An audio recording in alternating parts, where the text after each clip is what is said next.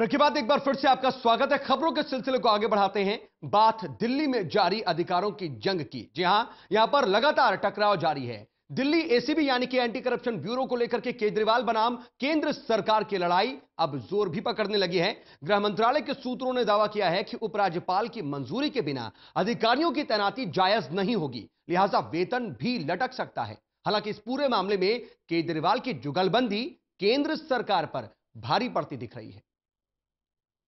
Delhi ACB यानी anti corruption bureau में अधिकारियों की नियुक्ति के मसले पर दिल्ली सरकार और केंद्र सरकार के बीच लड़ाई और गहराने लगी है।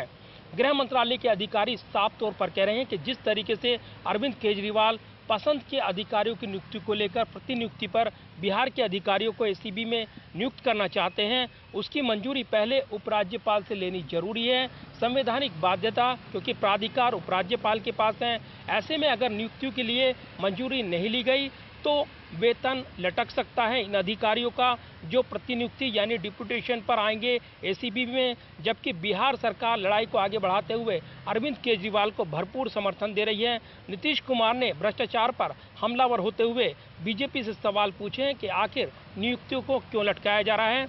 दरअसल अरविंद केजरीवाल ने 5 अधिकारियों की नियुक्ति को लेकर जो मंजूरी मांगी थी, उसमें एक डीएसपी रैंक के अधिकारी ने इस लड़ाई को देखते हुए आने से इनकार कर दिया है। सूत्र ये दावा कर रहे हैं। हालांकि जब हमलावर हुए नीतीश कुमार तो निशाने पर बीजेपी दिखाई दी, भ्रष्टाचार को लेकर लड़ाई दिखाई दी, लिहाजा कई सवाल नीतीश कुमार ने उठा दिए। लेकिन इस लड़ाई को बिहार की सियासत से भी जोड़कर देखा जा रहा है। बीजेपी और नीतीश कुमार के बीच लड़ाई जगजाहिर है। ऐसे में एसीबी की नियुक्ति के बहाने नीतीश कुमार हमलावर दिखाई देते हैं, तो दिल्ली में अरविंद केजरीवाल यहां नीतीश कुमार के अधिकारियों के बहाने केंद्र सरकार पर हमलावर होना चाहते हैं। और पूरी लड़ाई अधिकारियों के बहाने दरअसल बीजेपी को घेरने की है। एक तरफ नीतीश कुमार और अरविंद केजरीवाल की जुगलबंदी है, तो दूसरी तरफ अधिकारियों के खिलाफ जो माहौल बनता दिखता है दिल्ली में, उसको लेकर कई वरिष्ठ अधिकारी अब दिल्ली में नियुक्ति नहीं चाहते हैं। इस तरह की भी खबरें आई हैं। यानी जो एंटी करप्शन ब्रांच और उसको लेकर नियुक्तियों का पेच, इसको लेकर लड़ाई तो गहराती दिखती है। तो गृह मंत्रालय के अधिकारी भी ये साफ कर रहे हैं कि अगर यहां उपराज्यपाल से मंजूरी नहीं ली गई और नियुक्ति को किया गया तो उनका वेतन लटक सकता है। यानी लड़ाई आगे बढ़ने के इशारे तो साफ मिलते दिख रहे हैं। कैमरामैन कुलदीप बालियान के साथ प्रदीप कुमार, टोटल न्यूज, दिल्ली। वैसे एसीबी में अधिकारियों की नियुक्ति को लेकर के केंद्र सरकार से दो हाथ कर रही दिल्ली सरकार को बिहार के मुख्यमंत्री नीतीश कुमार का साथ मिला है। नीतीश कुमार ने कहा है कि केंद्र भ्रष्टाचार के खिलाफ अभियान में टांग अड़ा रही है। बिहार के सीएम के बयान पर दिल्ली के सीएम ने भी ट्वीट कर उनका धन्यवाद दिया।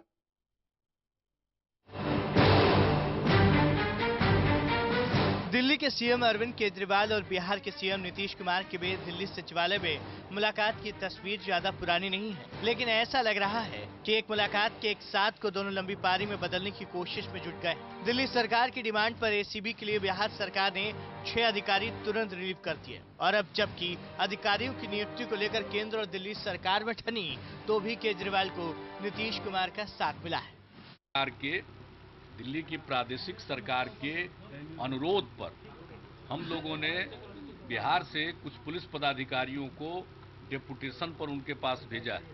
उन्होंने हम लोगों से मांगा था, एक राज्य सरकार दूसरे राज्य सरकार से मांग सकती है, इस नाते हम लोगों ने भेजा है। और मुझे आश्चर्य होता है कि दिल्ली की श्री अरविंद केजरीवाल जी की सरकार ने, आम आदमी पार्टी की सरकार ने वहां करप्शन के खिलाफ काम करने के लिए एंटी करप्शन ब्यूरो में पुलिस अधिकारियों की सेवा ली है, और केंद्र सरकार उसमें अड़ंगा डाल रही है तकनीकी बात खड़ा करके।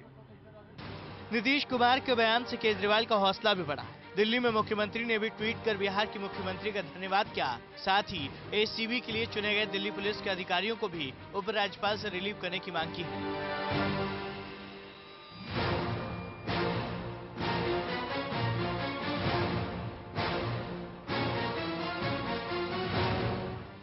दरअसल दिल्ली सरकार के एंटी करप्शन ब्रांच में दूसरे राज्यों के अधिकारियों की नियुक्ति करना चाह रही है। इस सिलसिले में दिल्ली सरकार ने बिहार, उत्तर प्रदेश और उत्तराखंड से अधिकारियों की मांग की थी। यूपी सरकार ने अधिकारियों की कमी जताते हुए मना कर दिया, जबकि उत्तराखंड सरकार से कोई जवाब नहीं आया। वहीं बिहार से 6 अधिकारी रिलीव किए गए, लेकिन बिना अनुमति के अधिकारियों की एसीबी में नियुक्ति पर केंद्र ने ऐतराज जताया। केंद्र सरकार ने यहां तक चेतावनी दी कि अगर इस तरह से अधिकारियों की नियुक्ति की गई तो उनकी सैलरी रोकी जा सकती है।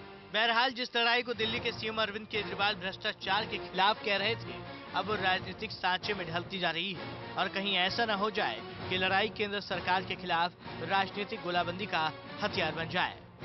Vishwajeet Jha, total news, Delhi. इधर गृह मंत्रालय में दिल्ली को पूर्ण राज्य का दर्जा दिए जाने की मांग एक बार फिर से खारिज हो गई है। हालांकि अधिकारियों की लड़ाई को लेकर के एलजी और केजरीवाल की जंग का अहम पड़ाव पूर्ण राज्य की लड़ाई ही दिखाई दे रहा है।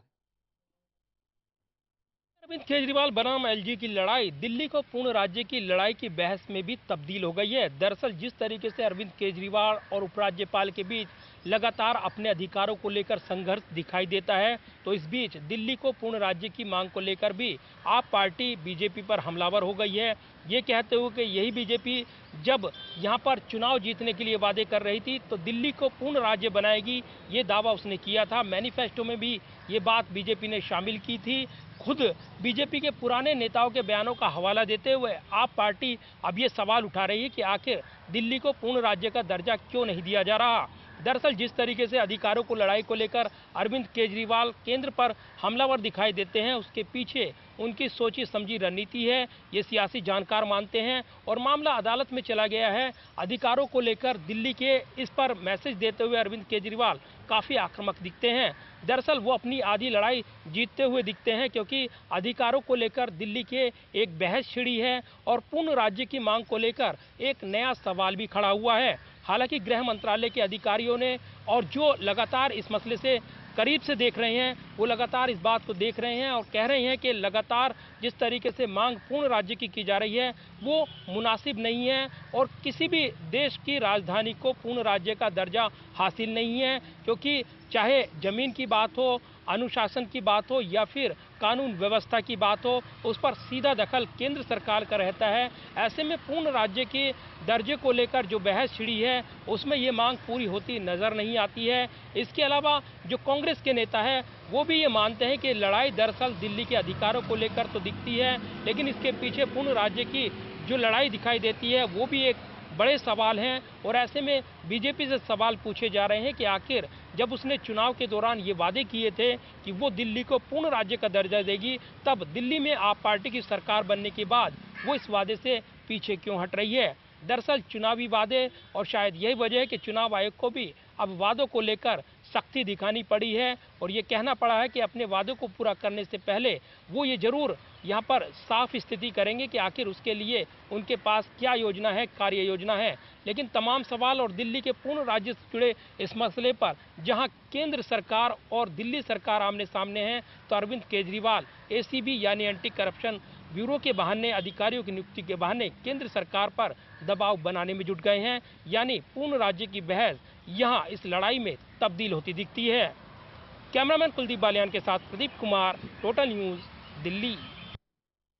चलिए इसी के साथ दिल्ली प्राइम में आज के लिए बस इतना ही, लेकिन आप बने रहिए हमारे साथ, क्योंकि टोटल न्यूज पर खबरों का सिलसिला लगातार जारी है।